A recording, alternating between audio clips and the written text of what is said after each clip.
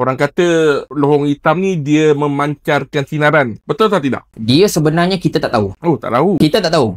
Sebabnya idea dia macam ni tau. Currently memang lohong hitam ni, black hole, dia tidak memancarkan apa-apa sinaran. Dia tak ada bagi apa pancaran lah, sebab bila cahaya masuk dekat dalam black hole, dia takkan keluar balik. Dan black hole tu sendiri dia memang tak memancarkan sesuatu. Itu yang pertama yang kita kena jelas. Tapi mana datangnya idea black hole ni dia mengeluarkan sinaran? Dia datang pada Stephen Hawking. Stephen Hawking dia cakap apa tau? Dia kata satu hari nanti black hole ni dia akan tersejat. Tersejat macam air. Air tu bila dah evaporate, dia akan lama-lama dia meruap lah. Hilang dia jadi gas kan. Black hole situasi dia lebih kurang macam tu. Bila dia dah hidup terlalu lama, bila dia dah tak ada lagi makanan untuk dimakan, okey, macam planet, bintang, dia tak ada lagi makanan dia akan mengecil. Bila dia mengecil tu, proses evaporation ni akan menghasilkan sinaran. Tapi masalah situasi sekarang ni, black hole ni dia punya usia dia terlalu panjang. Sangat-sangat lama. Kalau black hole terjadi 13.8 bilion tahun lalu, pada awal kejadian alam semesta, black hole tu masih membesar lagi, dia tak mengecil. Jadi kita tak tahu sama ada black hole ni hasilkan sinaran ke ataupun hasilkan radiation, kita tak tahu. Tapi Hawking dia predict black hole ni satu hari nanti dia akan mengecil, lepas tu evaporation tu yang menghasilkan sinaran. So currently kita cakap okey, kita tak tahu. Tapi Hawking kata dia berteori bahawa black hole tu akan hasilkan sinaran. Cuma saya nak clarify lah,